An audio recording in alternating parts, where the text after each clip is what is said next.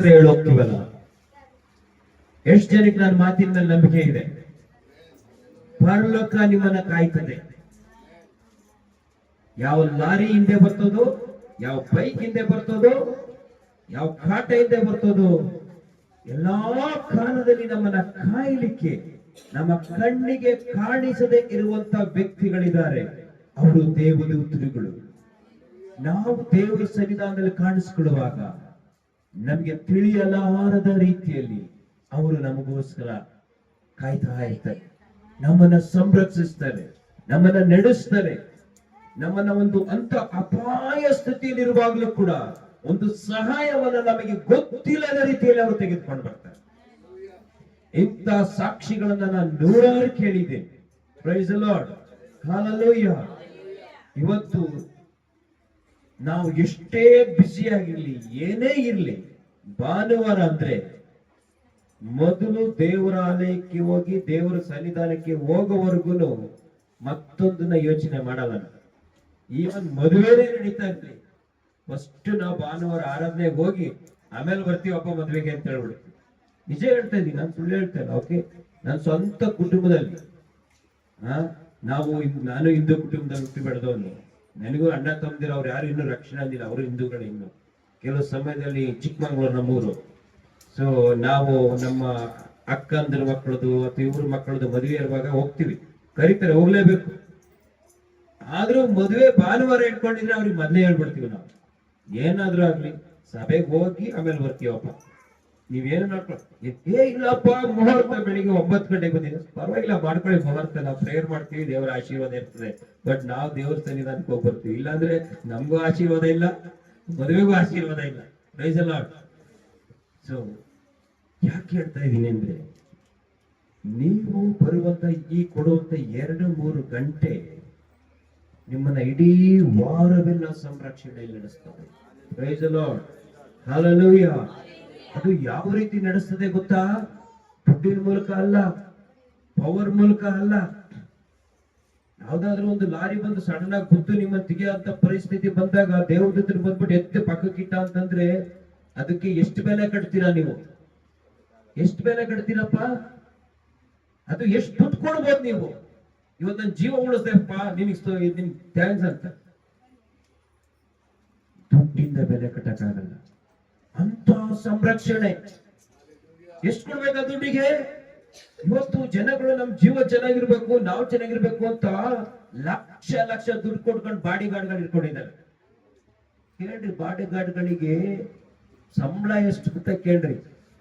ಬರೀ ಸಂಬಳ ಇದ್ರೆ ಸಾಲದು, ನಂಬಿಗಸ್ತರಾಗಿರ್ಬೇಕು ಅವರು. ಇಲ್ಲ ಅವನೇ ಸುಟ್ಟು ಮಾಡಿದ್ರೆ, ಕಾಯರ್ ಕಿಡ್ಕೊಂಡವನ್ನೇ ಡಮ್ ಅಂತ ಪಕ್ಕದ ಬಂದ್ ಮಾಡಿದ್ರೆ ಏನ್ ಮಾಡ್ತೀರಾ? ಸೊ ನಂಬಿಗಸ್ತಕ್ಕೆ ಯಥಾರ್ಥವಾದ ವ್ಯಕ್ತಿಗಳು ಅಂತವ್ರನ್ನ ಹುಡುಕಿ ಲಕ್ಷ ಗಟ್ಟಲೆ ದುಡ್ಡು ಕೊಟ್ಟು ಅವ್ರನ್ನ ಸುತ್ತ ಹಿಡ್ಕೊಂಡಿದ್ದಾರೆ ಜನ. ಈ ನಂಬಿಕೆ ಅದು ಯಾವುದೂ ಇಲ್ಲ. ಅದಕ್ಕಿಂತ ಶ್ರೇಷ್ಠವಾದ ಸಂರಕ್ಷಣೆ ಇದೆ. ನಂಬ್ತೀರಾ ನೀವು? ನಂಬ್ತೀರಾ? ನಾನು ನಂಬ್ತೀನಿ, ಏಕೆ ನನ್ನ ಅನುಭವ. ಅದಕ್ಕಿಂತ ಶ್ರೇಷ್ಠವಾದದ್ದು ನಂಬಿಕೆರೋದು ಸಂರಕ್ಷಣೆ. ಅದು ದೇವರು ಕೊಡುವಂತ ಸಂರಕ್ಷಣೆ. ಹಲ್ಲೆಲೂಯಾ. ಅಂತ ಸಂರಕ್ಷಣೆ ನನಗೆ ಬೇಕು, ನನ್ನ ಕುಟುಂಬಕ್ಕೆ ಬೇಕು, ನನ್ನ ಮಕ್ಕಳಿಗೆ ಬೇಕು ಅಂದ್ರೆ ನೀವು ಭಾನುವಾರ ಎಲ್ಲಿರ್ಬೇಕು ಅಂತ? ಎಲ್ಲಿರ್ಬೇಕು? ಬೆಲೆ ಕಟ್ಟಕ್ಕಾಗದೇ ಇರುವಂತದ್ದು ಇಲ್ಲಿ ಸಿಗೋದು ನಿಮಗೆ. ಹೊರಗಡೆ ಒಂದು ದಿನ ಕೆಲ್ಸಕ್ಕೆ ಹೋದ್ರೆ ನಿಮಗೆ 1,000 ರೂಪಾಯಿ ಸಂಬಳ ಕೊಡ್ಬೋದು ಅಥವಾ 2,000 ಕೊಡ್ಬೋದು ಅಷ್ಟೇ. ಇಲ್ಲಿ ನೀವು ಬರ 3 ಅವರಿಗೆ ಬೆಲೆ ಕಟ್ಟಕ್ಕಾಗಲ್ಲ ಪ್ರಿಯರೇ. ನಿಜ ಹೇಳ್ತಾ ಇದ್ದೀನಿ, ನಂಬ್ರಿ ನನ್ನ ಮಾತನ್ನ. ನೀವು ಎಂದಿಗೂ ಬೆಲೆ ಕಟ್ಟಕ್ಕಾಗಲ್ಲ.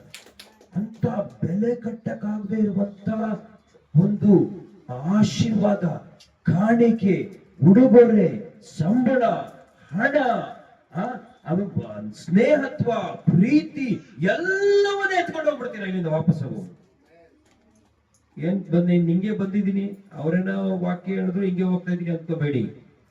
ಪರಲೋಕ ನಿಮ್ಮನ್ನ ಆಶೀರ್ವಾದ ಮಾಡಿ ಕಳಿಸ್ತದೆ. ಹಲ್ಲೆಲೂಯಾ.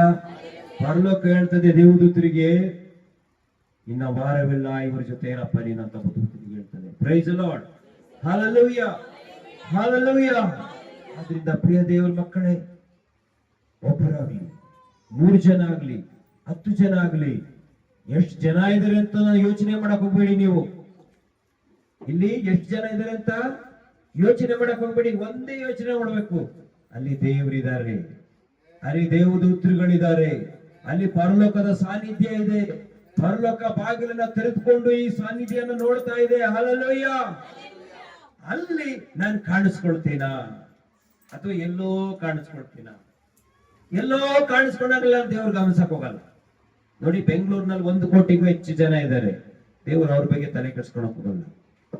ಯಾರು ಆತನ ಸನ್ನಿಧಾನದಲ್ಲಿದ್ದವರು ಅವ್ರನ್ನ ದೇವರು ಲೆಕ್ಕ ಕೊಡ್ತಾರೆ. ಹಲ್ಲೆಲೂಯಾ. ಅದು ಬಹಳ ಮುಖ್ಯ. ಯಾಕೆ ಪಾಸ್ಟರ್ ಹೇಳಿದ್ರು 10:30 ಅಂದ್ರೆ ಬೇಗ ಬನ್ನಿ ಅಂತ? ಆ ಕಾಳಜಿ ನಿಮಗಿರ್ಬೇಕು. ಅಪ್ಪ ಏಸಪ್ಪ, ಇಡೀ ವಾರ ಎಲ್ಲ ನನ್ನ ಕಾಪಾಡ್ತೀರ ಸ್ವಾಮಿ, ಎಂತ ಪ್ರೀತಿ ಕೊಟ್ಟಿದ್ಯಾ, ನಿನ್ನ ಹತ್ರ ಬರೋದಕ್ಕೆ ನನಗೆ ಒಂದು 10 ನಿಮಿಷ ಮುಂಚೆ ಬರಕ್ಕೆ ಕಷ್ಟನಾ? ಸ್ವಲ್ಪ ಬೇಗ ಎದ್ದೇಳ್ತೀನಿ, ಬೇಗ ರೆಡಿ ಆಗ್ತೀನಿ, ಹೋಗಿ ಸನ್ನಿಧಾನದಲ್ಲಿ ನಾನು ಕಾಣಿಸ್ಕೊಳ್ತೀನಿ. ತುಂಬಾ ಮುಖ್ಯ. Hallelujah, hallelujah. ಸ್ವಲ್ಪ ಸಮಯ ನಾವು ದೇವರ ವಾಕ್ಯವನ್ನ ಧ್ಯಾನಿಸೋಣ. ಇವತ್ತು ಇಬ್ರಿಯರಿಗೆ ಬರೆದ ಪತ್ರಿಕೆ 12ನೇ ಅಧ್ಯಾಯ 1 ಮತ್ತು 2ನೇ ವಚನ, 1ರಿಂದ 3 ವಚನಗಳು. ಇಬ್ರಿಯರಿಗೆ ಬರೆದ ಪತ್ರಿಕೆ 12ನೇ ಅಧ್ಯಾಯ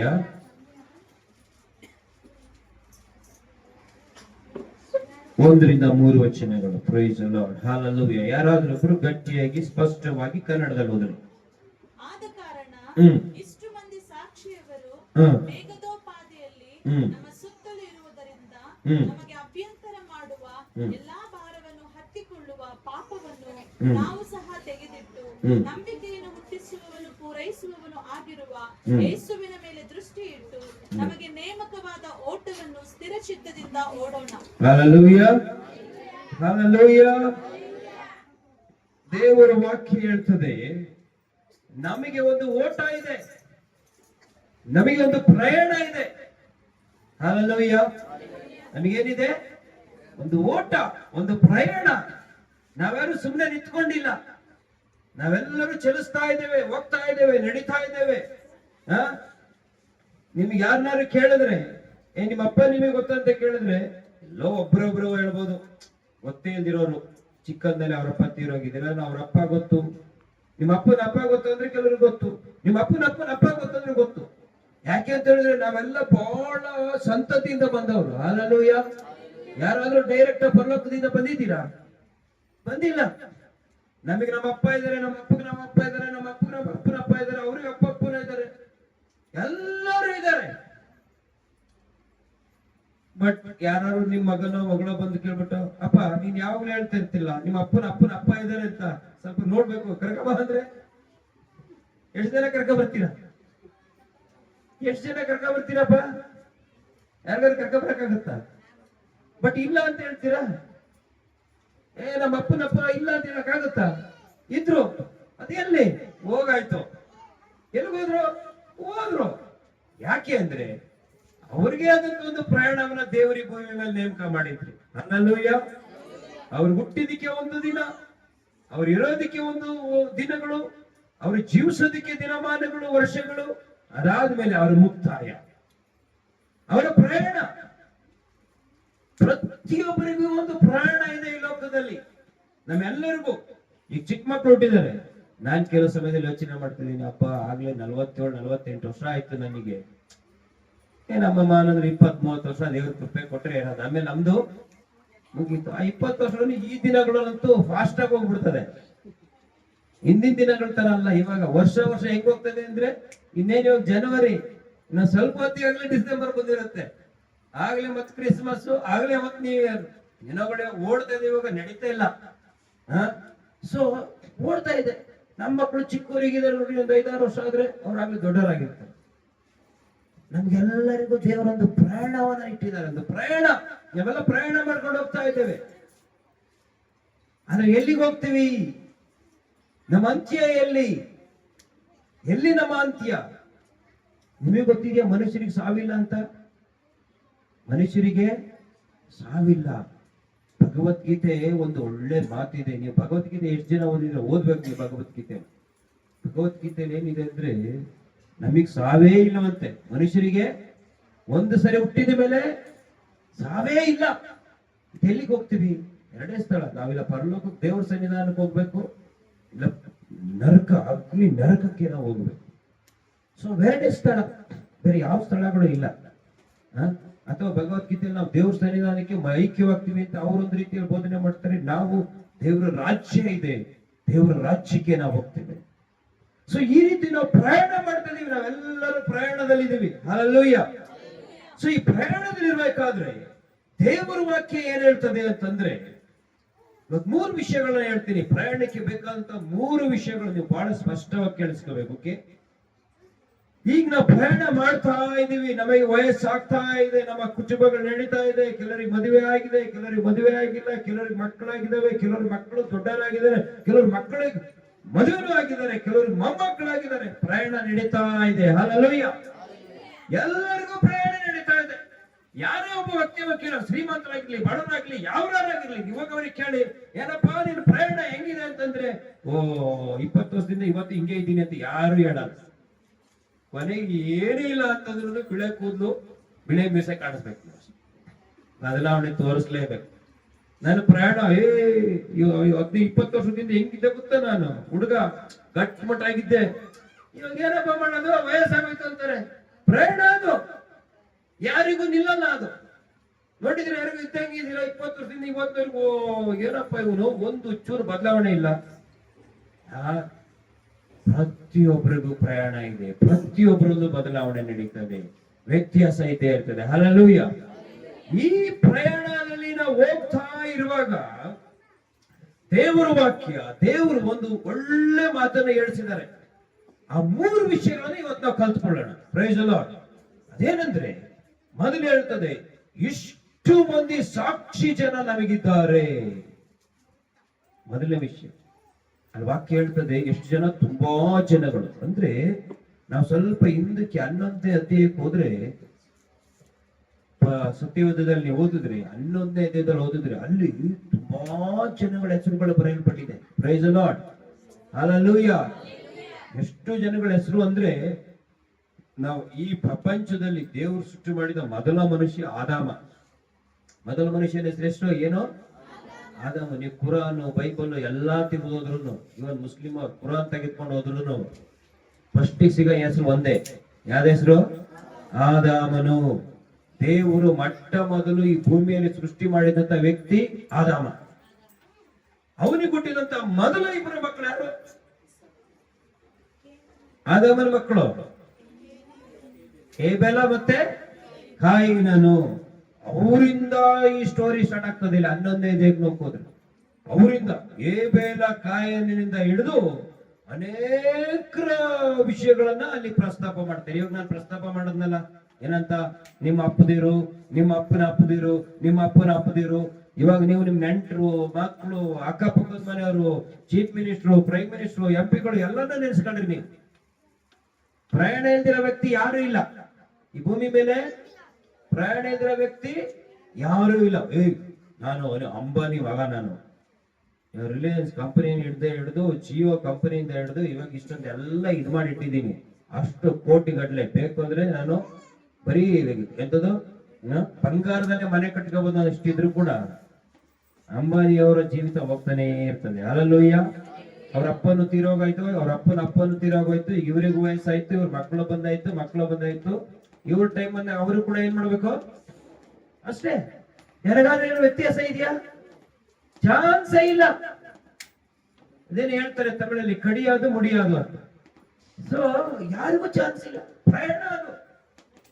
ಸೊ ಹಾಗೆ ಇವ್ರೇನ್ ಮಾಡ್ತಾರೆ, ಇಲ್ಲಿ ಕೆಲವಾರು ಜನಗಳ ಉದಾಹರಣೆಯನ್ನ ಕೊಡ್ತಾರೆ. ಅವ್ರ ಪ್ರಯಾಣ ಹೆಂಗಿತ್ತು, ಯಾವ ರೀತಿ ಅವರು ಪ್ರಯಾಣ ಮಾಡಿದ್ರು, ಏಕೆ ಅವರು ಶ್ರೇಷ್ಠರಾದ್ರು, ಏಕೆ ಅವರು ಒಳ್ಳೆಯ ಜೀವಿತವನ್ನ ಜೀವಿಸಿದ್ರು, ಏನು ಕಾರಣ ಅವರ ಪ್ರಯಾಣದಲ್ಲಿ ವಿಶೇಷತೆ.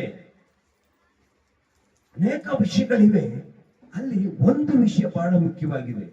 11:6ನೇ ಅಧ್ಯಾಯ ಓದಿ. ಆದರೆ ನಂಬಿಕೆಯಿಲ್ಲದೆ ದೇವರನ್ನು ಮೆಚ್ಚಿಸುವುದು ಅಸಾಧ್ಯ. ದೇವರ ಬಳಿಗೆ ಬರುವವನು ದೇವರು ಇದ್ದಾನೆ ಮತ್ತು ತನ್ನನ್ನು ಹುಡುಕುವವರಿಗೆ ಪ್ರತಿಫಲವನ್ನು ಕೊಡುತ್ತಾನೆ ಎಂದು ನಂಬುವುದು ಅವಶ್ಯ. ಸೊ ಅಲ್ಲಿಂದ ಮುಂದೆ ಕೇಳ್ತಾ ಹೋಗ್ತದೆ, ಇವರೆಲ್ಲರಿಗೂ ಕೂಡ ಒಂದು ಇತ್ತು, ಅದು ನಂಬಿಕೆ. Hallelujah, hallelujah, hallelujah. ದೇವರ ಬಳಿಗೆ ಬರುವವನಿಗೆ ದೇವರ ಮೇಲೆ ನಂಬಿಕೆ ಇರಬೇಕು. ಏನಿರ್ಬೇಕು? ನಂಬಿಕೆ ಇರಬೇಕು. ದೇವರಿದ್ದಾನೆ. ಹಲ್ಲೆಲೂಯ. ನಂಬ್ತೀರಾ ನೀವು ದೇವರಿದ್ದಾರೆ ಅಂತ?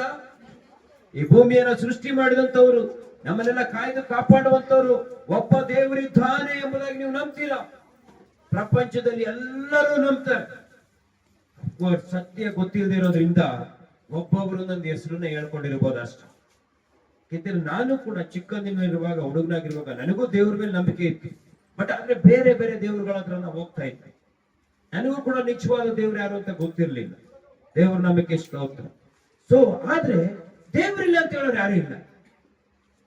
ಪ್ರತಿ ಮನುಷ್ಯನಿಗೆ, ಯಾಕೆಂದ್ರೆ ದೇವರು ಸೃಷ್ಟಿ ಮಾಡಿದಾಗ ಆ ದೇವರನ್ನ ಹುಡುಕುವಂತ ಗುಣ ದೇವರು ಮನುಷ್ಯರ ಹೃದಯದಲ್ಲಿ ಇಟ್ಟಿದ್ದಾರಂತೆ. ಎಲ್ಲಿಟ್ಟಿದ್ದಾರೆ? ಮನುಷ್ಯರ ಹೃದಯದಲ್ಲಿ. ನೀವು ಊಟ ಮಾಡ್ತಿರೋ ಬಿಡ್ತಿರೋ ಗೊತ್ತಿಲ್ಲ, ಏನಾದ್ರೂ ಒಂದು ನಮಗೆ ಸಡನ್ ಆಗಿ ಒಂದು ಸಂತೋಷ, ಒಂದು ನಿರೀಕ್ಷೆ ಕೊಡೋದು ಅಂತಿದ್ರೆ, ಯಾವಾಗ ಯಾರಾದ್ರೂ ಒಬ್ಬ ವ್ಯಕ್ತಿ ದೇವರು ನೆನೆಸ್ತಾನೋ ಅವಾಗ ಅವನಿಗೆ ಏನೋ ಒಂದು ಆಗುತ್ತೆ. ಆ ನಂಬಿಕೆ ಬಂದ್ಬಿಡ್ತದೆ. ಯಾಕೆಂದ್ರೆ ಮನುಷ್ಯರೊಳಗಡೆ ಅದನ್ನ ದೇವರು ಇಟ್ಟಿದ್ದಾರೆ, ದೇವರನ್ನ ಹುಡುಕುವಂತ. ಹಾಗಾಗಿ ಎಲ್ಲರೂ ದೇವರ ಮೇಲೆ ನಂಬ್ತಾರೆ. ಆದ್ರೆ ಸತ್ಯ ದೇವರು ಯಾರಿಗೂ ಗೊತ್ತಿಲ್ಲ. ಬಟ್ ಒಂದು ಸತ್ಯ ದೇವರ ವಾಕ್ಯ ಹೇಳ್ತದೆ, ಒಬ್ಬ ವ್ಯಕ್ತಿ ದೇವರ ಬಳಿಗೆ ಬರುವವನು ದೇವರಿದ್ದಾನೆ. ದೇವರು ಆತನನ್ನ ಹುಡುಕುವವರಿಗೆ ಇನ್ನೊಂದ್ಸಲ ಆತನನ್ನು ಹುಡುಕುವವರಿಗೆ ಏನ್ ಕೊಡ್ತಾರೆ? ಪ್ರತಿಫಲವನ್ನ ಕೊಡುತ್ತಾನೆ ಎಂಬುದಾಗಿ ನಂಬಬೇಕು. ಅದು ಮುಂದಕ್ಕೆ ಲೀಸ್ಟ್ ಸ್ಟಾರ್ಟ್ ಆಗ್ತದೆ. ಇಲ್ಲಿಂದ ಪ್ರಾರಂಭದಿಂದ ಏಬೇಲ್ ಕಾಯನಿಂದ ಹಿಡಿದು ಅಬ್ರಾಮ್, ಐಸಾಕ್, ಯಾಕೋಬರಿಂದ ಹಿಡಿದು ಅನೇಕ ಜನರುಗಳನ್ನ, ಉದಾಹರಣೆಗಾಗಿ ಅಷ್ಟೇ, ಅಂತ ಲಕ್ಷಾಂತರ ಜನರು, ಕೋಟ್ಯಾಂತರ ಜನರು ದೇವರ ಮೇಲೆ ನಂಬಿಕೆ ಇಟ್ಟು ದೇವರಿಗಾಗಿ ಜೀವಿಸಿ ದೇವರಿಗಾಗಿ ಶ್ರೇಷ್ಠ ಕಾರ್ಯವನ್ನೇ ಭೂಮಿಯ ಮೇಲೆ ಮಾಡಿ ಒಳ್ಳೆ ಪ್ರಯಾಣವನ್ನ ಮಾಡಿ ಈಗ ಅವರು ಪರಲೋಕಕ್ಕೆ ಹೋಗಿದ್ದಾರೆ. Hallelujah, hallelujah. ನಿಮಗೂ ಕೂಡ ಅಂತ ಒಂದು ವಿಶೇಷವಾದ, ಅಂತ ಒಂದು ಶ್ರೇಷ್ಠತೆ ಈ ಭೂಮಿಯ ಮೇಲೆ ನಿಮಗೆ ಇರಬೇಕು ಅಂದ್ರೆ ನಮಗೆ ದೇವರ ಮೇಲೆ ನಂಬಿಕೆ ಇರಬೇಕು. Hallelujah, hallelujah. ಇದು ಬಹಳ ಮುಖ್ಯ. ಏನಾದ್ರೂ ನಡೀಲಿ, ಏನಾದ್ರೂ ಆಗ್ಲಿ, ಭೂಕಂಪನಾರು ಆಗ್ಲಿ, ಬರಗಾಲನಾರು ಬರ್ಲಿ, ಮರಣಗಳಾರು ಬರ್ಲಿ, ಜೀವಗಳಾರು ಇರಲಿ, ಒಂದು ನಮ್ಮ ಹೃದಯದಲ್ಲಿ ಯಾವಾಗಲೂ ಇರಬೇಕು. ಅದೇನಂದ್ರೆ ಒಬ್ಬ ದೇವರು ಇದ್ದಾನೆ.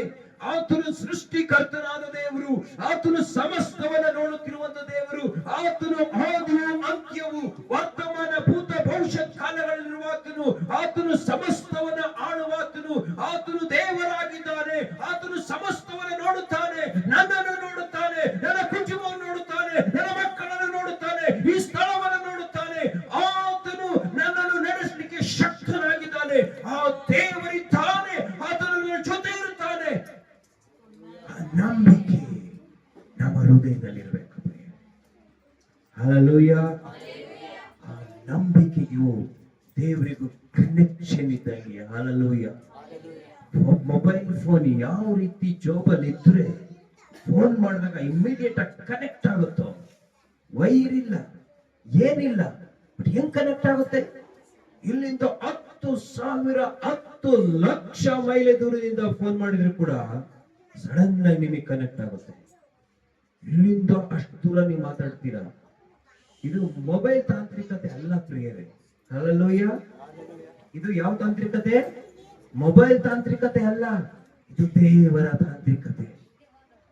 ದೇವರನ್ನ ಯಾವ ರೀತಿ ಕನೆಕ್ಟ್ ಮಾಡಬಹುದು? ದೇವರು ಎಲ್ಲಿದ್ದಾರೆ?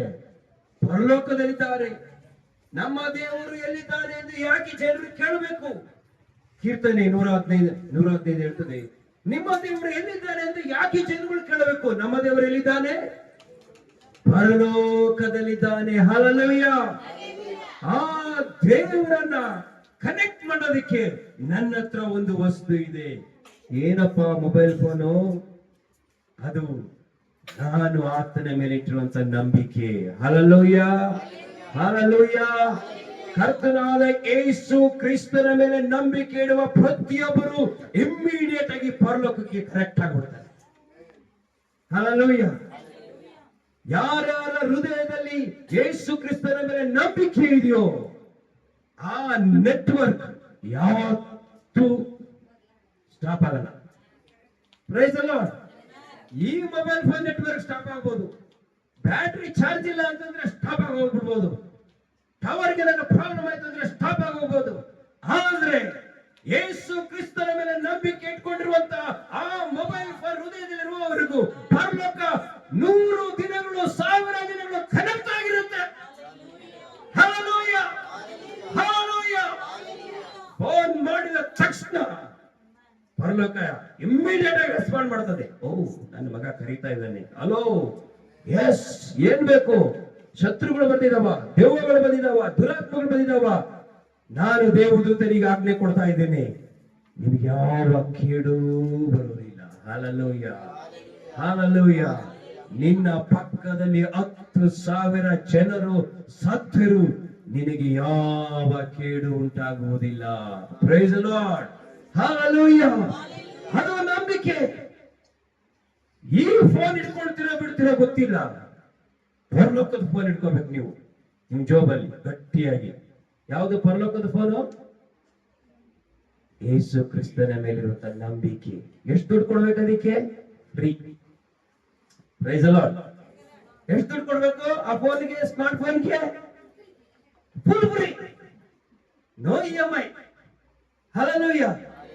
ಆ ಫೋನ್ ನಿಮ್ಮ ಹತ್ರ ಇತ್ತು ಅಂದ್ರೆ ಯಾವಾಗ ಬೇಕಾದ್ರೂ ನೀವು ಆನ್ ಮಾಡ್ಬೋದು. ಚಕ್ ಚಕ್ ಚಕ್ ಅಂತ ಹೋಗ್ತಾ ಇರುತ್ತೆ ಫೋನ್, ಚಕ್ ಚಕ್ ಚಕ್ ಅಂತ. ಅದು ಬಹಳ ಇಂಪಾರ್ಟೆಂಟ್. ಇಲ್ಲಿರುವಂತ ಮೇಘದೋಪದಿರುವಂತ ಇಷ್ಟು ಜನ ಸಾಕ್ಷಿಗಳಲ್ಲಿ ಒಂದಿತ್ತಂತೆ. ಅವ್ರಿಗೆ ಮನೆಗಳಿರಲಿಲ್ಲ, ಎಷ್ಟೋ ಜನಗಳಿಗೆ, ಎಷ್ಟೋ ಜನಗಳ ಹತ್ರ ದುಡ್ಡು ಇರ್ಲಿಲ್ಲ, ಎಷ್ಟೋ ಜನಗಳು ಅಲೆಮಾರಿಗಳ ಹತ್ರ ಒಂದು ಸ್ಥಳದಿಂದ ನೀವು ಓದ್ ನೋಡ್ಬೇಕು ಆ ವಾಕ್ಯನ. ಮನೆಗೆ ಹೋಗಿ ಬೈಬಲ್ ಇದ್ರೆ 2-11ನೇ ವಚನ ಓದ್ರಿ, ಅವ್ರ ಪರಿಸ್ಥಿತಿ ಬೇರೆ ಬೇರೆ, ಒಬ್ಬೊಬ್ಬರದೊಂದು ರೀತಿ.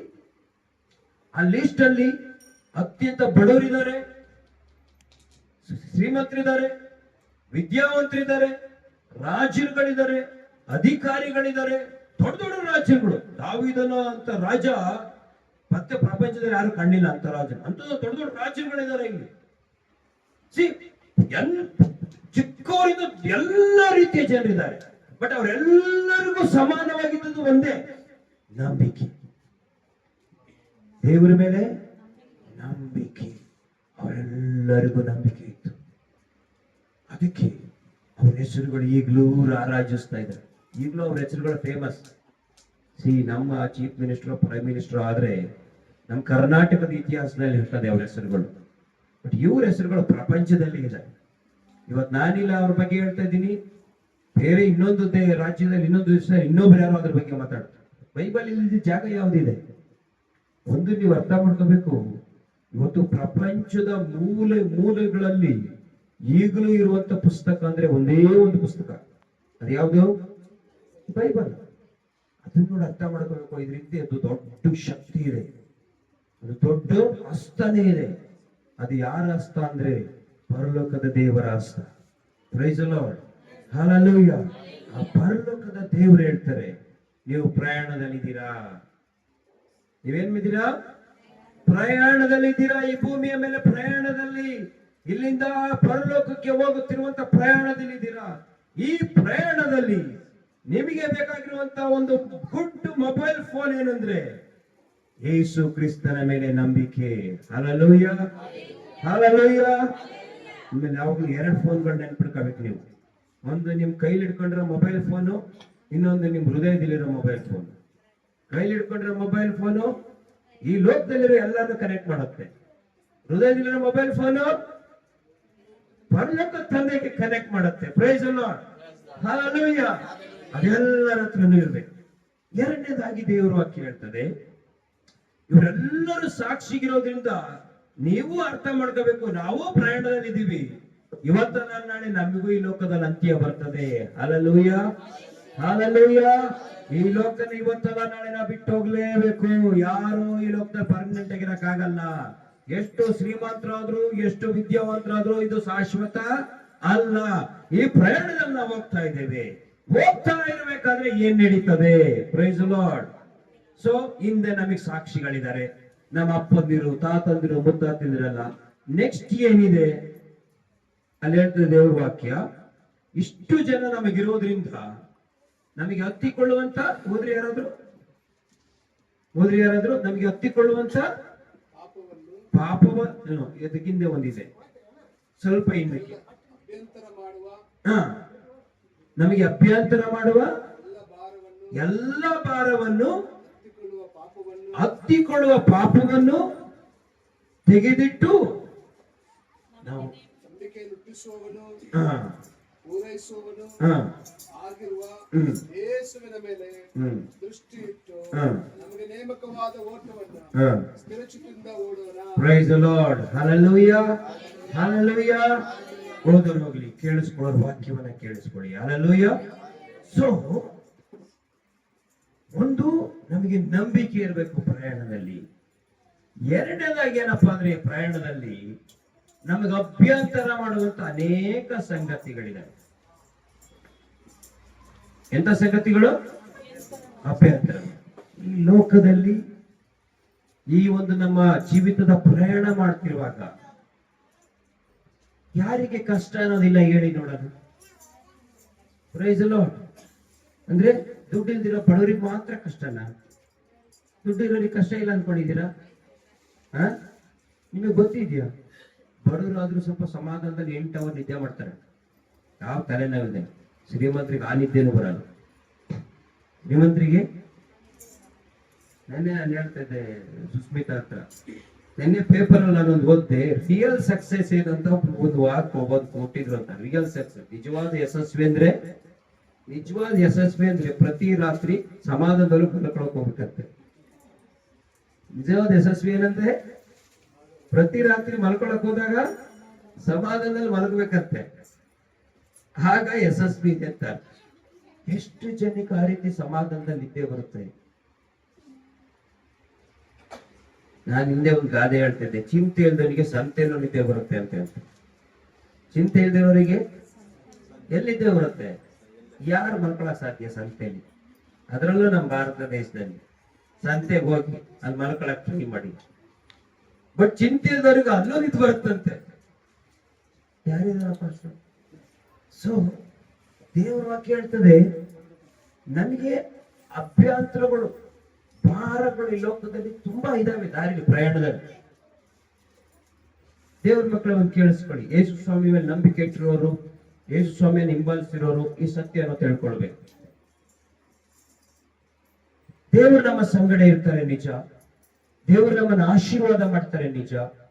ದೇವರ ಕೃಪೆ ನಮ್ಮ ಮೇಲೆ ಇರ್ತದೆ ನಿಜ. ಹಾಗಂತ ನಮ್ಮ ಪ್ರಯಾಣದಲ್ಲಿ ನಮಗೆ ಯಾವ ಕಷ್ಟಗಳೇ ಇರೋದಿಲ್ಲ, ನಮಗೆ ಯಾವ ವೇದನೆಗಳೇ ಇರೋದಿಲ್ಲ, ನಮಗೆ ಯಾವ ಚಿಂತೆ ದುಃಖಗಳೇ ಇರೋದಿಲ್ಲ ಅಂತ ಎಲ್ಲೂ ಬೈಬಲ್ ಅಲ್ಲಿ ಇಲ್ಲ. ಅರ್ಥ ಆಯ್ತಾ ನಾನು ಹೇಳಿದ್ದು? ಅರ್ಥ ಆಯ್ತಾ?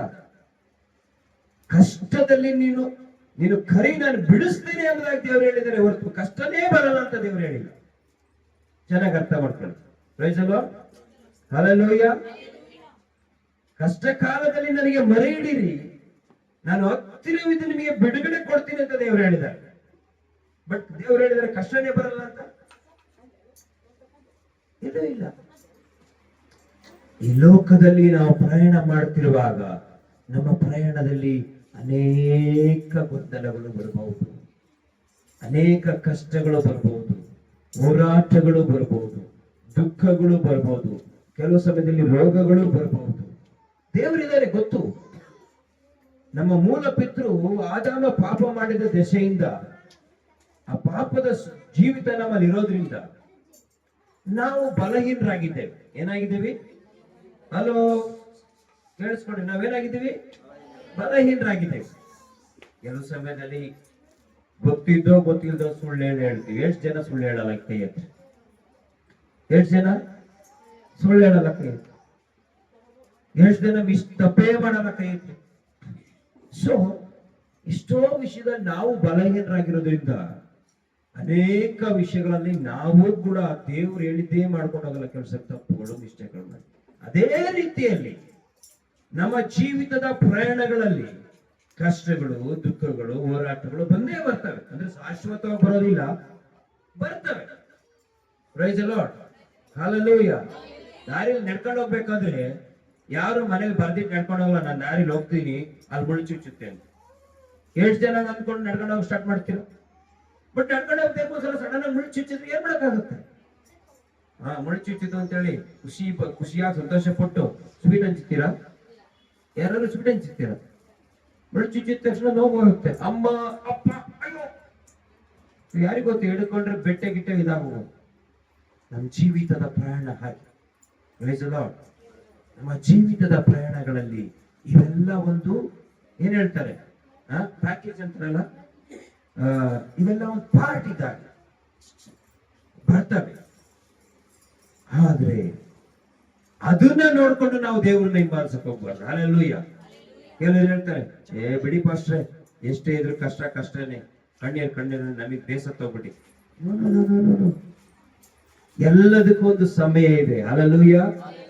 ಸಮಯ ಇದೆ. ಆ ಸಮಯದಲ್ಲ ಪ್ರಾರ್ಥನೆ ಮಾಡ್ಬೇಕಷ್ಟೇ. ದೇವರು ಹೇಳಿದ್ದಾರೆ, ಕಷ್ಟ ಕಾಲದಲ್ಲಿ ನನಗೆ ಮೊರೆ ಇಡು, ನಾನು ಬಿಡುಗಡೆ ಕೊಡ್ತೀನಿ ಅಂತ. ಸೊ ನಮಗೆ ಕಷ್ಟಗಳು ಬರೋದು ನಿಜ, ಸಮಸ್ಯೆಗಳು ಬರೋದು ನಿಜ, ಹೋರಾಟಗಳು ಬರೋದು ನಿಜ, ಕಾಯಿಲೆಗಳು ಬರೋದು ನಿಜ. ಆ ಸಮಯದಲ್ಲಿ ನಾವು ದೇವರಿಗೆ ಇನ್ನು ಹತ್ತಿರವಾಗಬೇಕು, ನಿಜ ಪ್ರಾರ್ಥನೆ ಮಾಡ್ಬೇಕು. ಅದರಿಂದ ದೇವರು ಬಿಡುಗಡೆ ಕೊಡ್ತಾರೆ, ನಮಗೆ ಆಶೀರ್ವಾದ ಕೊಡ್ತಾರೆ, ಅನೇಕ ಪಾಠಗಳನ್ನ ಕಲಿಸ್ಕೊಡ್ತಾರೆ. ಹಲ್ಲೆಲೂಯಾ. ನಮ್ಮನ್ನ ಕಠಿಣವಾಗಿದ್ದ ನಮ್ಮನ್ನ ಮೃದು ಮಾಡುತ್ತಾರೆ. ಅನೇಕ ಉದ್ದೇಶಗಳಿಂದ ದೇವರು ಕೆಲವು ಸಮಯದಲ್ಲಿ ನಾವು ಅಂತದ್ರಲ್ಲಿ ಹಾದು ಹೋಗ್ಲಿಕ್ಕೆ ದೇವರೇ ನಮಗೆ ಮಾರ್ಗ ಮಾಡ್ತಾರೆ. ನಿನಗೆ ಕೆಲವು ಕಷ್ಟಗಳು ಬಂದ್ರೆ ನಿನಗೆ ಅನೇಕ ವಿಷಯಗಳು ಅರ್ಥ ಆಗ್ತದೆ. ಸೊ ನಮ್ಮ ಪ್ರಯಾಣಗಳಲ್ಲಿ ಇಂಥ ಕಷ್ಟಗಳು, ಹೋರಾಟಗಳು ಸಹಜ. ಏನ್ ಪಾಸ್ಟ್ರೆ, ನೀವು ಯಾವಾಗ್ಲೂ ಹೇಳ್ತಾ ಇದ್ರಿ, ಯೇಸು ಸ್ವಾಮಿ ನಂಬ್ರಿ, ಚರ್ಚಿಗೆ ಬನ್ರಿ, ನಿಮ್ಗೆ ಯಾವ ಕಷ್ಟಗಳೇ ಬರಲ್ಲ ಅಂತ ಹೇಳ್ತಾ ಇದ್ರಿ. ಈಗ ನೋಡ್ರಿ, ನಮ್ಮ ಮನೇಲಿ ನನ್ನ ಗಂಡ ಹಿಂಗೆ, ನನ್ನ ಮಕ್ಕಳು ಹಿಂಗೆ, ನನ್ನ ಅತ್ತೆ ಹಿಂಗೆ. ಅದು ಸಹಜ. ಹಲ್ಲೆಲೂಯಾ. ಅದೇನದು ಸಹಜ, ಬಟ್ ಅದು ಪರ್ಮನೆಂಟ್ ಅಲ್ಲ. ಬರೋದು ಸಹಜ, ಪರ್ಮನೆಂಟ್. ದೇವ್ರ ವಾಕ್ಯ ಹೇಳ್ತದೆ, ನಮಗೆ ಹತ್ತಿಕೊಳ್ಳೋದಕ್ಕೆ ಬಹಳ ಅನೇಕ ಇದಾವೆ, ಬರ್ತವೆ. ಆ ಸಮಯದಲ್ಲಿ ನಮ್ಮ ತಾಳ್ಮೆ ಪರೀಕ್ಷೆಗೊಳಪಡ್ತದೆ. ನಾವು ತಾಳ್ಮೆಯಿಂದ ಪ್ರಾರ್ಥನೆ ಮಾಡೋದನ್ನ ಕಲ್ತ್ಕೋಬೇಕು. ಏನ್ ಕಲ್ತ್ಕೋಬೇಕು? ತಾಳ್ಮೆಯಿಂದ ಪ್ರಾರ್ಥನೆ ಮಾಡೋದನ್ನ ಕಲ್ತ್ಕೋಬೇಕು. ದೇವರೇ, ಈ ಕ್ಷಣದಲ್ಲಿ ನಾನು ಏನ್ ಮಾಡ್ಬೇಕು? ಇಂಥ ಸಮಯದಲ್ಲಿ ಏನ್ ಮಾಡ್ಬೇಕು? ನನ್ನ ಗಂಡನ ಸಮಸ್ಯೆಗೆ ಉತ್ತರ ಏನು? ನನ್ನ ಹೆಂಡತಿ ಸಮಸ್ಯೆಗೆ ಉತ್ತರ ಏನು? ನನ್ನ ಮಕ್ಕಳ ಸಮಸ್ಯೆಗೆ ಉತ್ತರ ಏನು? ನನ್ನ ಅತ್ತೆ ಮಾವನ ಸಮಸ್ಯೆಗೆ ಉತ್ತರ ಏನು? ನಮ್ಮ ನೆರೆಯವರ ವಿಷಯವೇನು? ಅಥವಾ ನಾವು ಹೋಗ್ತಿರುವಂತ ಕೆಲಸದಲ್ಲಿ ಅವರು ನಮಗೆ ಕೊಡುವಂತ ಸಮಸ್ಯೆಗೆ ಉತ್ತರ ಏನು? ದೇವರೇ, ನನಗೊಂದು ಸಹಾಯ ಮಾಡು, ಕೃಪೆ ಕೊಡು. ಆ ಕಷ್ಟ ನಿಮ್ಮನ್ನ ದೇವ್ರಿಗೆ ಹತ್ರ ಮಾಡ್ತಾ ಇದೆ. ಯಾರಿಗೆ ಹತ್ರ ಮಾಡುತ್ತೆ? ದೇವರಿಗೆ ಹತ್ರ ಮಾಡ್ತದೆ. ನೀವು ದೇವರ ಹತ್ರ ಹೋಗ್ತೀರಾ, ಪ್ರಾರ್ಥನೆ ಮಾಡ್ತೀರಾ, ದೇವರು ಕೇಳ್ತಾರೆ, ಬಿಡುಗಡೆ ಕೊಡ್ತಾರೆ. ಅವಾಗ ನಿಮಗೆ ಅನುಭವಗಳು ಬರ್ತದೆ. ಹಾಗಿರೋದ್ರಿಂದ ಪ್ರಿಯ ದೇವ್ರ ಮಕ್ಕಳೇ, ನಾನು ಯೇಸು ಸ್ವಾಮಿ ನಂಬಿದ್ದೀನಿ, ನನಗೆ ಯಾವ ಕಷ್ಟನೇ ಬರಲ್ಲ, ಯಾವ ಹೋರಾಟ no no no no no ಎಲ್ಲ ಬರ್ತದೆ, ಬಟ್ ಆದ್ರೆ ಪರ್ಮನೆಂಟ್ ಇರಲ್ಲ. ಹಲ್ಲೆಲೂಯಾ. ಪ್ರಾರ್ಥನೆ ಮಾಡೋದನ್ನ ಕಲ್ತ್ಕೋಬೇಕು, ದೇವ್ರ ಹತ್ರ ಕೇಳೋದನ್ನ ಕಲ್ತ್ಕೋಬೇಕು. ಸೊ ದೇವ್ರ ವಾಕ್ಯ ಹೇಳ್ತದೆ, ನಿಮ್ಮ ಪ್ರಯಾಣದಲ್ಲಿ ಅನೇಕ ವಿಷಯಗಳು, ಪಾಪ ಅನ್ನೋದಿದೆ, ಅದ್ರ ಬಗ್ಗೆ ಈಗ ನಿಮಗೆ ಆ ಸಮಯ ಅಲ್ಲ. ನಮ್ಮೊಳಗಡೆ ಒಂದು ದೊಡ್ಡ ಶತ್ರು ನಮ್ಮೊಳಗಡೆನೇ ಇದ್ದಾನೆ. ಯಾರೊಳಗಡೆ? ನಮ್ಮೊಳಗಡೆ. ಇದು ಸ್ವಲ್ಪ ಆತ್ಮಿಕವಾಗಿ ಬೆಳೆದವರಿಗೆ ಕೊಡುವಂತ ಉಪದೇಶ. ಈ ಸೈತಾನನ್ನು ಕೊಡ್ಬೇಕಾದ್ರೆ ಜಾಸ್ತಿ ಹೊತ್ತು ಓಡಿಸ್ಬೋದು. ಯಾವಾಗ ದೆವ್ವನ ನಾನು ಹೇಳ್ತಾ ಇರ್ತೀನಿ, ದೆವ್ವಗೆ ಒಳಗೆ ಓಡಾಡ್ತಾ ಇದ್ರೆ ಏನಕ್ಕೆ ಬಂದಿದೆಯಾ ಇಲ್ಲಿ ಮಾಡೋ ಕೆಲಸ ನಿನಗೆ? ಏನ್ ನಾಚಿಕೆ ಮಾನ ಮರ್ಯಾದೆ ಹೊರ ಕಡೆ. Praise the Lord. ಹಲ್ಲೆಲೂಯಾ. ನಾವ್ ಯಲಹಂಕದಲ್ಲಿ ಲತಾ ಗೊತ್ತು, ಒಂದು ಬಿಲ್ಡಿಂಗ್ ಅಲ್ಲಿ ಇದ್ವಿ. ಆ ಬಿಲ್ಡಿಂಗ್ ಬಂದ್ಮೇಲೆ ನಾನು ಓಪನ್ ಆಗಿ ಹೇಳಿದೆ, ಆ ಬಿಲ್ಡಿಂಗ್ ಅಲ್ಲಿ ಮೋಸ್ಟ್ಲಿ ಯಾರು ಇರ್ತಿರ್ಲಿಲ್ಲ. ಬಂದ್ರೆ 6 ತಿಂಗಳು 1 ವರ್ಷ ಬಿಟ್ಟು ಹೋಗೋರು. ಬಟ್ ನಾವು 6 ವರ್ಷ ಆ ಬಿಲ್ಡಿಂಗ್ ಅಲ್ಲಿ ಇದ್ವಿ. ಎಷ್ಟು ವರ್ಷ? 6 ವರ್ಷ. ಹೆಂಗಿರ್ಬೋದು ಆ ಬಿಲ್ಡಿಂಗ್ ಅಲ್ಲಿ? ಯಾಕೆಂದ್ರೆ ಆ ಬಿಲ್ಡಿಂಗ್ ಒಳಗಡೆ ಒಂದು ಆತ್ಮ ಇತ್ತು. ಅದು ಯಾರನ್ನೂ ಇರಕ್ ಬಿಡಲ್ಲ, ಆ ದಾರಿಲೆಲ್ಲ ತಿರುಗಾಡೋದು. ಸೊ ನಾನು ಎಷ್ಟೋ ಸರಿ 3-4 ಸಲ ಮಾತಾಡಿದ್ದೀನಿ ನಾನು ಅದ್ರ ಹತ್ರ. ಓಕೆ, ನಾನು ಹೇಳ್ತಿದ್ದೆ, ನಿನಗೆ ಮಾನ ಮರ್ಯಾದೆ ಏನಿಲ್ವಾ? ಏನಕ್ಕೆ ನಿನಗೆ ಹೋಗುತ್ತ ಹೇಳ್ಬಿಟ್ಟು ಕಳಿಸ್ತಾ ಇದ್ದೆ ನಾನು. ಓಕೆ, ಸೊ ದೆವ್ವಗಳು, ಭೂತಗಳು ಅವೇ ನಮಗೆ ದೊಡ್ಡ ವಿಷಯ ಅಲ್ಲ. ದೆವ್ವಗಳು, ಭೂತಗಳು ಬಂದ್ಬಿಟ್ಟು ನನಗೆ ಹೇಳ್ತೀನಿ, ಏನ್ ಕೆಲಸ ಇಲ್ಲ ನಿಮಗೆ, ಅಚ್ಚಿಗೆ ಇಲ್ಲ ಬಟ್ ಓಕೆ, ಅವೇನ್ ಪ್ರಾಬ್ಲಮ್ ಅಲ್ಲ. ಬಟ್ ನಮ್ಮ ಒಳಗಡೆ ಒಂದಿದೆ, ಅದು ದೊಡ್ಡ ಪ್ರಾಬ್ಲಮ್. ಏನ್ ಪ್ರಾಬ್ಲಮ್? ನಮ್ಮ ಒಳಗಡೆ ಒಂದಿದೆ, ಅದು ಪಾಪದ ಸ್ವಭಾವ. ಎಂತ ಸ್ವಭಾವ? ಪಾಪದ ಸ್ವಭಾವ. ಅದಕ್ಕೆ ಬಿಡುಗಡೆ ಇಲ್ಲ. ದೇವ್ರ ಕೃಪೆ ಅಷ್ಟೇ ಬೇಕು ನಮಗೆ. ಏನ್ ಬೇಕು? ದೇವ್ರ ಕೃಪೆ ಅಷ್ಟೇ ಬೇಕು ನಮಗೆ. ಬೇರೆ ಇದ್ರೆ ದೆವ್ವಾದ್ರೂ ಇವತ್ತೇ ಓಡಿಸ್ಬಿಡ್ಬೋದು, ಈಗ ಕ್ಷಣದಲ್ಲೇ ಓಡಿಸ್ಬಿಡ್ಬೋದು. ಪಾತಾಳದಲ್ಲಿ ಸೈತಾನ ಮೊದಲು ಓಡಿಸ್ಬಿಡ್ಬೋದು. ಪಾಪ ಎಲ್ಲಿಗೆ ಓಡಿಸ್ತೀರ? ಒಳಗಡೆ. ಅದ್ರಕ್ಕಿಂತ ಭಯಂಕರವಾದದ್ದು ಯಾವುದೇ ಇದು ನಿಮ್ಗೆ ಅರ್ಥ ಆಗೋದಿಲ್ಲ. ಕೆಲವರು ಆತ್ಮೀಕವಾಗಿ ಬೆಳೆದು ದೇವರ ವಾಕ್ಯದಲ್ಲಿ ಬೆಳೆದು ದೇವರಿಗೆ ಹತ್ತಿರವಾಗಿರೋರಿಗೆ ಅದ್ರ ಬಗ್ಗೆ ಸ್ವಲ್ಪ ಅನುಭವ ಇರ್ತದೆ. ಅಪ್ಪ ಹೆಂಗಪ್ಪ ನಾನು ಇದರಿಂದ ಬಿಡುಗಡೆ ಹೋಗ್ತೀನಿ, ಸುಳ್ಳು ಹೇಳ್ಬಾರ್ದು ಅಂತೀನಿ. ಆಗ್ಲೇ ಸೂರ್ಯ ಮುಳುಗೋದ್ರೊಳಗೆ 10 ಸುಳ್ಳು ಮುಳುಗೋಗಿರ್ತಾರೆ. ಎಷ್ಟು? ಹಲೋ ಮಕ್ಕಳ ಕೇಳಿಸ್ಕೊಡ್ರು, ನೀವು ಇನ್ನೊಂದು 5 ವರ್ಷ ಬೆಳೀತೀರ, ಅವಾಗ ನಾನು ಹೇಳೋದು ಅರ್ಥ ಆಗುತ್ತೆ. ಎನಿವೆ, ಪಾಪದ ಬಗ್ಗೆ ನಾನು ನಿಮ್ಗೆ ಬೋಧನೆ ಮಾಡಬಹುದು, ಅದು ನಮ್ಮ ಒಳಗಡೆ ಇದೆ. ಅದು ಇನ್ನೂ ಸಮಸ್ಯೆ ಮಾಡ್ತದೆ ನಿಮ್ಗೆ ಪ್ರಯಾಣದಲ್ಲಿ. ನಮ್ಮ ಪ್ರಯಾಣದಲ್ಲಿ ಸೈತಾನಗಿಂತಲೂ ಜಾಸ್ತಿ ನಮಗೆ ಬಾಧೆ ಕೊಡೋದಂದ್ರೆ ನಮ್ಮೊಳಗಡೆ ಇರುವಂತ ಪಾಪ. ಓಕೆ, ದೇವ್ರ ವಾಕ್ಯ ಹೇಳ್ತದೆ ನಂಬಿಕೆ ಇರ್ಬೇಕು ನಿಮಗೆ. ಎರಡನೇದಾಗಿ ಅನೇಕ ಭಾರಗಳು ಪಾಪಗಳು ನಮಗೆ ಅಭ್ಯಂತರ ಮಾಡ್ತವೆ ಪ್ರಯಾಣದಲ್ಲಿ. ಬಟ್ ಅದನ್ನ ಜಯಿಸ್ಕೊಂಡು ನಾವು ಮುಂದೆ ಹೋಗ್ಬೇಕು. ಹಲ್ಲೆಲೂಯ. ಏನ್ ಮಾಡ್ಬೇಕು? ಜಯಿಸ್ಕೊಂಡು ಮುಂದೆ ಹೋಗ್ಬೇಕು. ಸೊ ನಂಬಿಕೆ ಹೆಂಗ್ ಬರುತ್ತೆ? ಈ ಪಾಪಗಳನ್ನ ಸಮಸ್ಯೆಗಳನ್ನ ಯಾವ ರೀತಿ ಜಯಿಸ್ಕೊಂಡು ಹೋಗೋದು? ಯಾವ ರೀತಿ ಅಂದ್ರೆ ಒಬ್ಬಾತನನ್ನ ಯಾವಾಗ್ಲೂ ನೀವು ದೃಷ್ಟಿ ಇಟ್ಟು ನೋಡ್ಬೇಕು. ಈ ಓಟ ಓಡೋರು ಅವ್ರ ಗುರಿ ಎಲ್ಲ ಎಲ್ಲಿರ್ತದೆ? ಎಂಡನ್ನ ಮುಟ್ಟೋದು, ಇಲ್ಲ ಮನೆಗೆ ಹೋಗೋ ದಾರಿ ಕಡೆ ಇರ್ತದ. ಯಾರು ಓಟಕ್ಕೆ ನಿಂತ್ಕೊಂಡ್ರೆ ರನ್ನಿಂಗ್ ರೇಸ್ ಅಲ್ಲಿ ಅವ್ರ ಮನೆ ಕಡೆ ದಾರಿ ನೋಡಕ್ ಸ್ಟಾರ್ಟ್ ಮಾಡ್ತಾನೆ, ನಾನು ಮನೆಗೆ ಹೋಗ್ಬೇಕು ಅಂತ ಓಟಕ್ಕೆ ಕೊಡೋಕ್ ಸ್ಟಾರ್ಟ್ ಮಾಡ್ತಾನೆ. ಸೊ ನಮಗೂ ಒಂದು ಗುರಿ ಇರ್ಬೇಕಂತ. ಗುರಿ ಏನಂದ್ರೆ ಯೇಸು ಕ್ರಿಸ್ತನ ಮೇಲೆ ನಮ್ಮ ದೃಷ್ಟಿ ಇರ್ಬೇಕು. ಯಾರ ಮೇಲೆ? ಯೇಸು ಕ್ರಿಸ್ತನ ಮೇಲೆ. ನನ್ಗೆ ಗೊತ್ತಿಲ್ಲ ಎಷ್ಟು ಗಂಟೆ ವಾಕ್ಯ ತಗೋಬೇಕು ಅಂತ, ಮೋಸ್ಟ್ಲಿ ಮುಗಿತೇನೆ ನನ್ನ ಟೈಮು. ಸೊ ಇನ್ನೊಂದ್ಸಲ ಬಂದಾಗ ಹೇಳ್ತೀನಿ, ಯಾರು ಯೇಸು ಕ್ರಿಸ್ತನು? ನಂಬಿಕೆನ ಹುಟ್ಟಿಸುವನು ಪೂರೈಸುವನು ಯೇಸು ಕ್ರಿಸ್ತನಾಗಿದ್ದಾನೆ. ಪ್ರಕಟಣೆ ಗ್ರಂಥ ನಾವು 1 ರಿಂದ 11 ಅಧ್ಯಾಯ ಓದ್ಕೊಳ್ಳೋಣ. ನೆಕ್ಸ್ಟ್ ಟೈಮ್ ಅದ್ರ ಬಗ್ಗೆ ಹೇಳ್ತೀನಿ. ಪ್ರಕಟಣೆ ಗ್ರಂಥ 5ನೇ ಅಧ್ಯಾಯ 1 ರಿಂದ 11 ವಚನಗಳು. ಆ ಯೇಸು ಕ್ರಿಸ್ತನು ಯಾರಾಗಿದ್ದಾನೆ? Praise the Lord. ಹಲ್ಲೆಲೂಯಾ. ನಾನು ಮುಗಿಸ್ತೇನೆ ಇವಾಗ, ಬಟ್ ನೆಕ್ಸ್ಟ್ ಟೈಮ್ ಒಂದ್ ವೇಳೆ ದೇವ್ರ ಕೃಪೆ ಕೊಟ್ರೆ ಆ ವಾಕ್ಯ ಕೊಡ್ತೀನಿ. ಇವಾಗ ಜಸ್ಟ್ ವಾಕ್ಯ ಓದ್ಕೊಳ್ಳೋಣ. ಪ್ರಕಟಣೆ ಗ್ರಂಥ 5ನೇ ಅಧ್ಯಾಯ 1 ರಿಂದ 11 ವಚನ ಹೋದ್ರಿ. ಯಾರು ಗಟ್ಟಿಯಾಗಿ ಸ್ಪಷ್ಟವಾಗಿ ಹೋದ್ರಿ. ಸಿಂಹಾಸನದ ಮೇಲೆ ಕುಳಿತಿದ್ದಾತನ ಬಲಗೈಯಲ್ಲಿ ಒಂದು ಸುರುಳಿಯನ್ನು ಕಂಡೆನು. ಅದರ 2 ಪಕ್ಕೆಗಳಲ್ಲಿಯೂ ಬರೆದಿತ್ತು. ಅದು 7 ಮುದ್ರೆಗಳಿಂದ ಮುದ್ರಿತವಾಗಿತ್ತು. ಇದಲ್ಲದೆ ಬಲಿಷ್ಠನಾದ ಒಬ್ಬ ದೇವದೂತನು ಈ ಸುರುಳಿಯನ್ನು ಬಿಚ್ಚುವುದಕ್ಕೂ ಇದರ ಮುದ್ರೆಗಳನ್ನು ಒಡೆಯುವುದಕ್ಕೂ ಯಾವನು ಯೋಗ್ಯನು ಎಂದು ಮಹಾಶಬ್ದದಿಂದ ಸಾರುವುದನ್ನು. ಪರಲೋಕದಲ್ಲಿ ಒಂದು ದೊಡ್ಡ ಪುಸ್ತಕ ಇದೆ ಅಂತೆ. ಆ ಪುಸ್ತಕದ ಎಲ್ಲಾ ಕಡೆಗಳಲ್ಲಿ ಬರೆಯಲ್ಪಟ್ಟಿದೆ. ಆದ್ರೆ ಆ ಪುಸ್ತಕ ಏನ್ ಮಾಡಿದ್ರೆ ಚೆನ್ನಾಗಿ ಸುತ್ತಿ ಸೀಲ್ ಹೊಡೆದಿಟ್ಬಿಟ್ಟಿದ್ದಾರೆ. ಯಾರು ಆ ಸುರುಳಿಯನ್ನ ಬಿಚ್ಚಿ ಓದಕ್ ಸಾಧ್ಯ ಅಂತ ಕೇಳ್ತಾರೆ, ದೇವದೂತರಿಗೆ ಕೇಳ್ತಾ ಇದ್ದಾರೆ. ಆ ಸುರುಳಿಯನ್ನು ಬಿಚ್ಚುವುದಕ್ಕಾದರೂ ಅದರೊಳಗೆ ನೋಡುವುದಕ್ಕಾದರೂ ಪರಲೋಕದಲ್ಲಿ ಆಗಲಿ ಭೂಲೋಕದಲ್ಲಿ ಆಗಲಿ ಭೂಮಿಯ ಕೆಳಗಾಗಲಿ ಯಾವನಿಗೂ ಶಕ್ತಿ ಇರಲಿಲ್ಲ. ಯಾರಿಗೂ ಶಕ್ತಿ ಇರಲಿಲ್ಲ ಅದನ್ನ ಓಪನ್ ಮಾಡೋದಕ್ಕೆ. ಆಗ ಸುರುಳಿಯನ್ನು ಬಿಚ್ಚುವುದಕ್ಕಾಗಲಿ ಅದರಲ್ಲಿ ನೋಡುವುದಕ್ಕಾಗಲಿ ಯೋಗ್ಯನಾದವನು ಒಬ್ಬನೂ ಸಿಕ್ಕಲಿಲ್ಲವಾದ ಕಾರಣ ನಾನು ಬಹಳವಾಗಿ ಅಳುತ್ತಿರಲು ಹಿರಿಯರಲ್ಲಿ ಒಬ್ಬನು ನನಗೆ, ಅಳಬೇಡ, ಅಗೋ ಯೂದಾ ಕುಲದಲ್ಲಿ ಜನಿಸಿದ ಯೂದಾ ಕುಲದಲ್ಲಿ ಭೂಮಿಯ ಮೇಲೆ ಜನಿಸಿದಂತ ಸಿಂಹ ದಾವೀದನ ಅಂಕುರದವನು ಆಗಿರುವಾತನು ಜಯ ಹೊಂದಿದನು. ಆತನು ಆ ಸುರುಳಿಯನ್ನು ಅದರ 7 ಮುದ್ರೆಗಳನ್ನು ಬಿಚ್ಚುವನು ಎಂದು ಹೇಳಿದನು. Praise the Lord. ಹಲ್ಲೆಲೂಯಾ. ಒಬ್ಬಾತನಿದ್ದಾನೆ ಭೂಲೋಕದಲ್ಲಿ ಪರಲೋಕದಲ್ಲಿ ಸಮಸ್ತ ಯುಗಗಳಲ್ಲಿ. ಆತನೊಬ್ಬನೇ ಆ ಸುರುಳಿಯನ್ನು ಬಿಚ್ಚಲಿಕ್ಕೆ ಶಕ್ತನಾಗಿದ್ದಾನೆ. ಮುಂದಕ್ಕೆ ಹೋಗಿ. ಸಿಂಹಾಸನವು 4 ಜೀವಿಗಳು ಇದ್ದ ಸ್ಥಳಕ್ಕೂ ಹಿರಿಯರು ಇದ್ದ ಸ್ಥಳಕ್ಕೂ ಮಧ್ಯದಲ್ಲಿ ಒಂದು ಕುರಿ ಕೊಯ್ಯಲ್ಪಟ್ಟದ್ದಾಗಿ ನಿಂತಿರುವುದನ್ನು ಕಂಡೆನು. ಅದಕ್ಕೆ 7 ಕೊಂಬುಗಳು 7 ಕಣ್ಣುಗಳು ಇದ್ದವು. ಅವು ಏನೆಂದರೆ ಭೂಮಿಯ ಮೇಲೆಲ್ಲ ಕಳುಹಿಸಲ್ಪಟ್ಟಿರುವ ದೇವರ 7 ಆತ್ಮಗಳು. ಈತನು ಮುಂದೆ ಬಂದು ಸಿಂಹಾಸನದ ಮೇಲೆ ಕೂತಿದ್ದಾತನ ಬಲಗೈಯೊಳಗಿಂದ ಆ ಸುರುಳಿಯನ್ನು ತೆಗೆದುಕೊಂಡಾಗ ಆ 4 ಜೀವಿಗಳು 24 ಮಂದಿ ಹಿರಿಯರು ಯಜ್ಞದ ಕುರಿಯಾದ ಆತನ ಪಾದಕ್ಕೆ ಬಿದ್ದರು. ಹಿರಿಯರ ಕೈಗಳಲ್ಲಿ ವೀಣೆಗಳು, ದೇವಜನರ ಪ್ರಾರ್ಥನೆಗಳೆಂಬ ಧೂಪದಿಂದ ತುಂಬಿದ್ದ ಚಿನ್ನದ ಧೂಪಾರತಿಗಳು ಇದ್ದವು. ಅವರು ಹೊಸ ಹಾಡನ್ನು ಹಾಡುತ್ತಾ, ನೀನು ಸುರುಳಿಯನ್ನು ತೆಗೆದುಕೊಂಡು ಅದರ ಮುದ್ರೆಗಳನ್ನು ಒಡೆಯುವುದಕ್ಕೆ ಯೋಗ್ಯನೇ. ನೀನು ಯಜ್ಞಾರ್ಪಿತನಾಗಿ ನಿನ್ನ ರಕ್ತದಿಂದ ಸಕಲ ಕುಲ, ಭಾಷೆ, ಪ್ರಜೆ, ಜನಾಂಗಗಳವರಿಂದ ಮನುಷ್ಯರನ್ನು ದೇವರಿಗಾಗಿ ಕೊಂಡುಕೊಂಡಿ. ಅವರನ್ನು ನಮ್ಮ ದೇವರಿಗೋಸ್ಕರ ರಾಜ್ಯವನ್ನಾಗಿಯೂ ಯಾಜಕರನ್ನಾಗಿಯೂ ಮಾಡಿದಿ.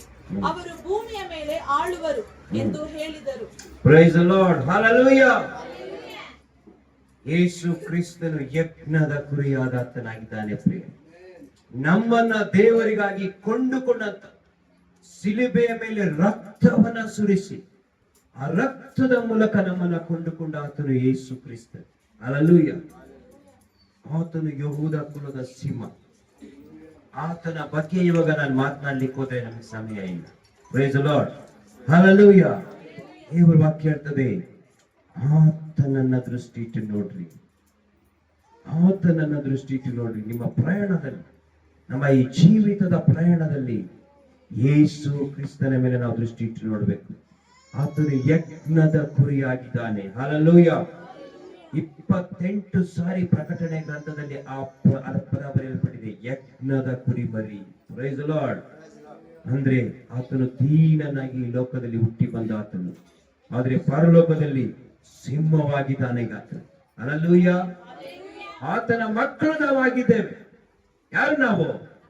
ಆ ಸಿಂಹದ ಮಕ್ಕಳು ನಾವು. ಸಿಂಹದ ಮರಿಯನ್ನ ಮುಟ್ಟಕ್ ಹೋಗಿ ಟ್ರೈ ಮಾಡ್ರಿ, ಏನಾಗ್ತದೆ ನೋಡಿ. ಹಲ್ಲೆಲೂಯಾ. ನೀವು ಆತನ ಮಕ್ಕಳಾಗಿದ್ರೆ ಆ ಒಂದು ಧೈರ್ಯ ನಿಮ್ಮಲ್ಲಿ ಇರ್ಬೇಕು. Praise the Lord, hallelujah. ಇಲ್ಲಿಗೆ ನಾನು ನಿಲ್ಲಿಸ್ತೇನೆ. ಸಾಧ್ಯ ಹೋದ್ರೆ ನೆಕ್ಸ್ಟ್ ನಾವು ಅದ್ರ ಬಗ್ಗೆ ಕಲ್ತ್ಕೊಳ್ಳೋಣ. ದೇವರು ನಿಮ್ಮನ್ನ ಆಶೀರ್ವಾದ ಮಾಡಿ.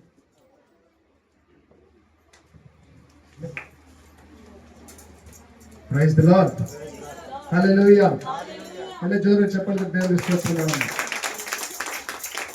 ನಮ್ಮ ಕರ್ತನ ಬಗ್ಗೆ ಕಲಿಯುತ್ತಾ ಹೋದ್ರೆ ಅದು ನಿಜವಾಗ್ಲೂ ಸಮಯ ಸಾಕಾಗೋದಿಲ್ಲ ಪ್ರಿಯರೇ. ಸರ್, ನಾನು ಸುಷ್ಮಿತಾ ಅವ್ರನ್ನ okay, praise God. Next time ಬಂದಾಗ ಅಕ್ಕ ಅವರು ಕೂಡ ಮಾತಾಡ್ತಾರೆ. ಸೊ ದೇವರು ಅವರನ್ನ ಹೇರಳವಾಗಿ ಆಶೀರ್ವಾದ ಮಾಡಲಿ. Praise God. ನಾವೆಲ್ಲ ಎದ್ದು ನಿಂತ್ಕೊಳ್ಳೋಣ. ನಾವೆಲ್ಲರೂ ಒಂದು ಚಿಕ್ಕ ಹಾಡಿನ ಮುಖಾಂತರ ದೇವರಿಗೆ ಕಾಣಿಕೆಯನ್ನು ಸಮರ್ಪಿಸೋಣ. ಹಾಗೆ ನಾವು ಪ್ರಾರ್ಥನೆ ಮಾಡಿ ನಾವು ಮುಗಿಸ್ಕೊಳ್ಳೋಣ ಪ್ರಿಯರೇ. ಸಮಯ ಮೀರಿದ್ರಿಂದ ನಾವು ಪ್ರಾರ್ಥನೆ ಮಾಡೋಣ. ಒಂದು ಚಿಕ್ಕ ಹಾಡಿನ ಮುಖಾಂತರ ನಾವು ದೇವರನ್ನು ಆರಾಧಿಸೋಣ. ಕೊಡೋದ್ರ ಮೂಲಕ ದೇವರನ್ನ ಆರಾಧನೆ ಮಾಡೋಣ. ದೇವರದಾಗಿರೋ ತಂದಿರುವಂತ ಕಾಣಿಕೆಗಳನ್ನ ಕೊಡೋದ್ರ ಮುಖಾಂತರ ನಾವು ದೇವರನ್ನ ಆರಾಧನೆ ಮಾಡೋಣ. ಓಕೆ.